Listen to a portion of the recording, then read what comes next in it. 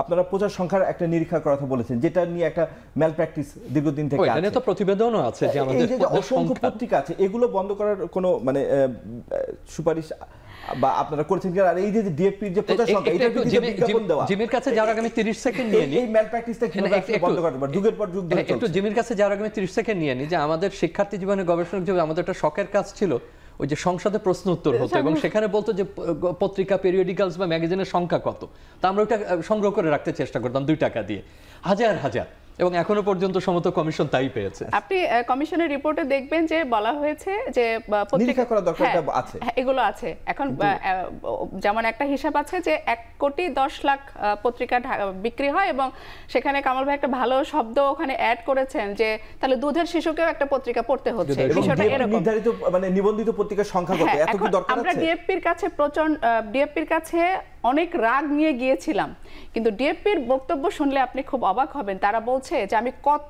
মামলা সামলাবো, আমি কত ট্রান্সফার সামলাবো, আমি এগুলোই করব না, আমি কাজ করব।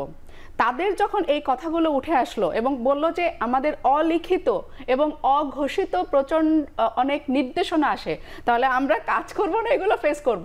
ঠিক আছে, এর মধ্যেও যদি করা যায়, সেখানেও কিন্তু অনেক বাধা, অনেক আইনগত বাধা আছে, একটার পর একটা ব্যারিয়ার তারা পায়, যে কারণে দ্য ট্রাইব্যুনাল, যার কোনো অস্তিত্ব নাই, যার কোনো পত্রিকা বিক্রি হয় না, তিনি এখন অনেক শীর্ষে উঠে আছেন, ইংরেজি দৈনিকের শীর্ষে দ্য ট্রাইব্যুনাল। আমরা যেটাকে 1-2 মনে করি, সে 5 নম্বরে, সে 5 নাম বলছেন আমরা। এবং তিনি সৎভাবে বলেছেন যে আমার সার্কুলেশন এত, সৎভাবে বলার পরে ওনার আরো ডিমোশন হয়েছে ওই জায়গাটাতে।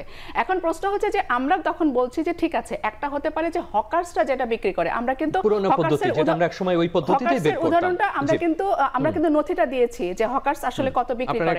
আপনি যদি ওই হকার্স প্রতিদিন কত বিক্রি করছে সেই কপিটা রাখেন, এবং প্রতি বছর মালিকরা যে রিটার্ন দাখিল করছে, এই দুটো যদি আপনারা ঠিকমতো মেইনটেইন করতে পারেন, তাহলেও কিন্তু এই জায়গাটা কমে আসবে। আসলে বন্ধ করাটা কোনো সলিউশন না, বন্ধ করে আপনি আরেকটা দেবেন, সেটাও যে এরকম হবে না তার কি নিশ্চয়তা আছে?